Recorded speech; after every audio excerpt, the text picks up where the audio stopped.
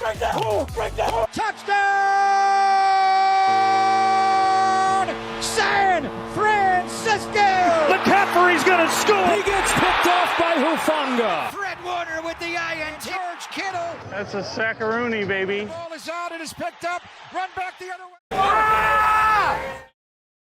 Welcome back, ladies and gentlemen, to another episode of the Gold Rush Podcast. I am your host, Javen Takar. Thank you so much for tuning into another edition of my 49ers talk show here, obviously, whatever you want to call it. What a win. What a win we're coming off of. What a game. Cowboys in Levi's, obviously against the 49ers here in Week 8. The Cowboys coming off of a bye week. Before that, being blown out by the Detroit Lions 47-9. The 49ers coming back home.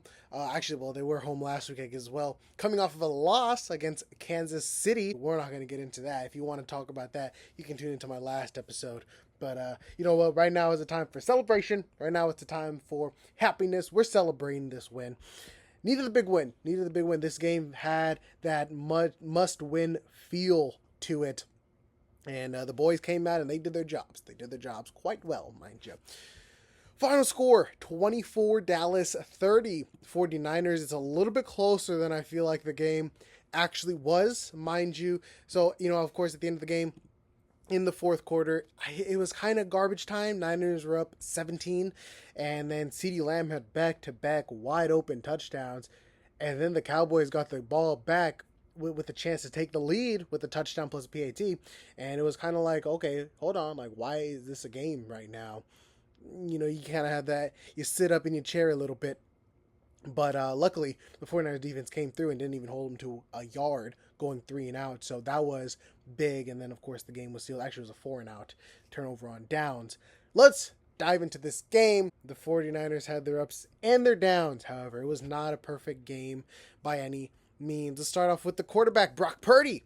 Started off slow, no doubt. He was missing some throws. He was getting behind his targets. It was kind of ugly, and it was kind of like, oh, great.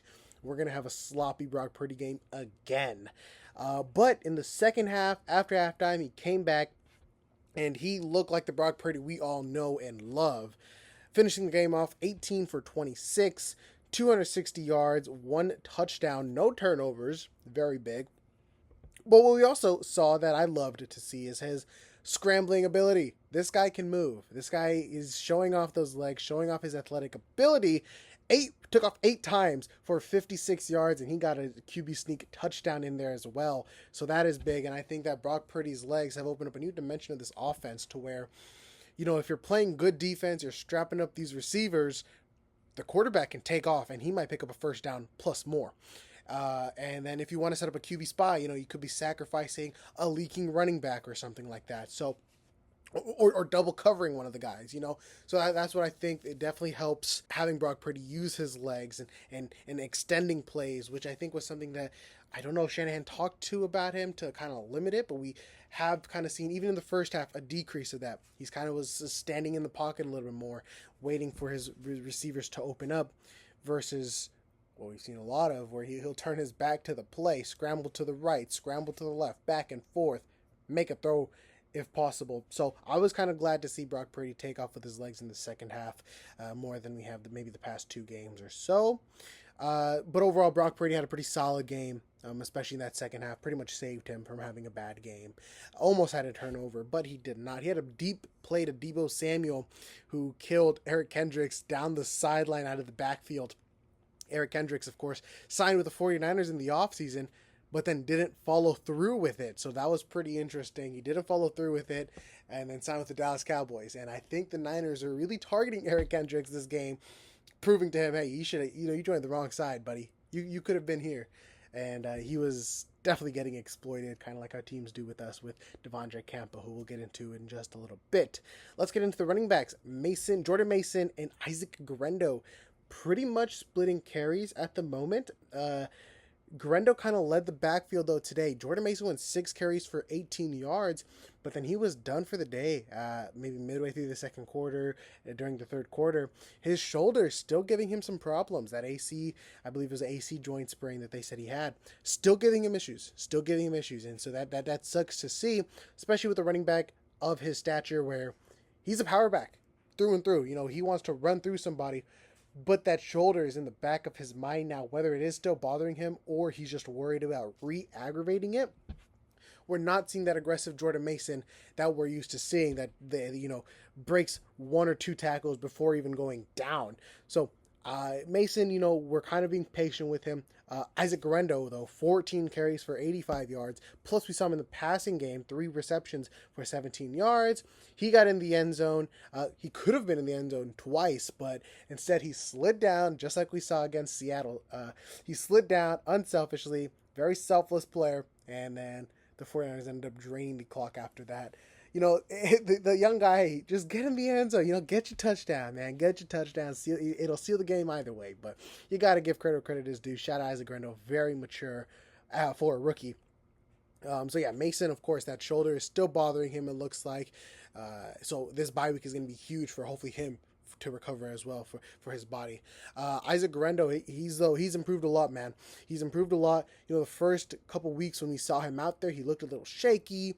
That 4.33 40-yard dash speed wasn't really being shown off, and him and Mason both struggled kind of with their ball carrying vision, not really trusting their blocks, and they still kind of struggle today. But they're talented enough runners to where if they get any type of hole and they get through it, they can make a big play out of nothing. And we definitely saw a lot of that out of Grendo, where maybe he takes the wrong hole or something, but he makes a man miss, and he breaks free anyway. So Grendo really looking impressive right now and took over this backfield. So hopefully when Jordan Mason gets healthy and Christian McCaffrey gets healthy, this is just going to be a 3-headed backfield that we don't really have to overwork one person, especially with CMC's Achilles. We'll get into CMC a little bit later on. Let's go over to the receivers, the pass catchers. George Kittle, happy National Tight End Game, or National Tight End Day, whatever you want to call it. George Kittle, 6 receptions, 128 yards, and a touchdown. You love to see it, man.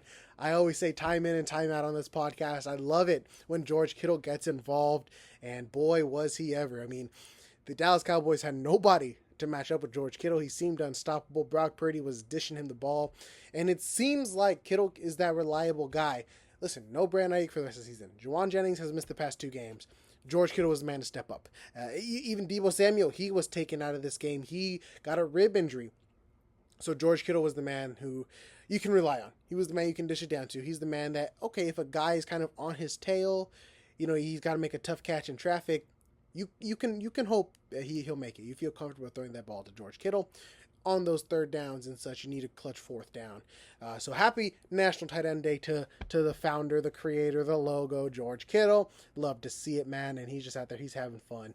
Deebo Samuel, as I just mentioned, he got out with the rib injury, but he was primed to have a really big day. He had 4 receptions for 71 yards. He had a big play that was called back, unfortunately. He also had 4 carries for 15 yards. He should have had a touchdown. He should have had a touchdown. Sucks that he didn't. He had that huge play. It was like a 70-yarder or something like that. Went into the end zone, dusted the defense, but unfortunately it was called back due to a holding on Eric Saubert. And I saw it live too. I saw the holding from Saubert, and my brother and everybody, they're getting all excited, and I was like, guys, it's coming back. It's coming back. The flag was down. And then there it was. Ricky Pearsall, he's getting involved a lot more too. With Deebo out, hey, he kind of had to be the receiver 1 outside of Kittle. 4 receptions, 38 yards, and we saw him get a carry, which I really like to see, for 39 yards. So he had almost 77 yards or so of gameplay. 77 yards, that's a big day for Ricky Pearsall, who's still getting in the mix of things. We saw him in motion a lot, which I really, really liked. And I think Shanahan was definitely getting a little bit more creative with the play calling. We saw a lot of screens. We saw a lot of under center play actions that a lot of people were complaining about. We saw some end arounds. We saw a lot of fun stuff that the 49ers have always kind of had in the back pocket, but Shanahan kind of slowly drifted away from, which I'm not too sure why. So this was a very fun classic game that it looked like. And then Ronnie Bell and Conley didn't do much, but they were out there. I want to see more Jacob Cowing, man. I think that screens to Cowing, because he's so small and quick and agile. I think he'll be able to shimmy through blocks and find those holes and really take off to the end zone, get in the paint a little bit. So I really want to see more Jacob Cowing on those quick, agile trick plays, on those end arounds, on those little pitches and everything. I want to see Jacob Cowing really get involved in this offense, because I really think that he could make a difference and open up the playbook a little bit. But overall, love seeing the rookie Ricky Pearsall out there, man. What a guy, what a guy. So yeah, the receivers, they had some big days out there. Dallas Cowboys couldn't keep up with them. Let's move over to the defensive side of things. The defensive line got some good pressure on Dak. Dak was real uncomfortable out there. There was a lot of shaky throws that were messed up because of pressure. So he threw one interception today, he threw two interceptions. It really could have been 3, maybe 4. So gotta respect the boys up ahead. Good pressure on Dak. Nick Bosa, he got himself a sack. He got 4.5 sacks on the season. You'll love to see it. This was one of those games where you had to keep an eye out for the Bear, man. He was getting in the backfield, and I absolutely loved watching him.